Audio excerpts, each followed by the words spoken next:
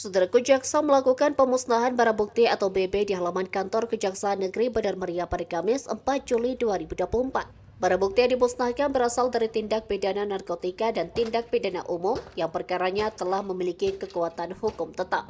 Perkara-perkara tersebut terjadi antara Desember 2023 hingga Juni 2024 dengan total 18 perkara yang sudah memiliki kekuatan hukum tetap.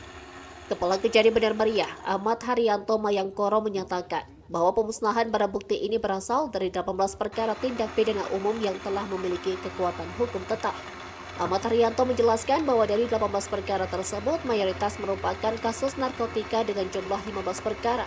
Lebih lanjut, 18 perkara tersebut terjadi antara Desember 2023 hingga Juni 2024 mencakup jenis narkotika seperti sabu dan ganja. Barang bukti yang dimusnahkan terdiri dari 33,09 gram sabu. Barang bukti yang dimusnahkan terdiri dari 33,09 gram sabu dan 2.617,28 gram ganja.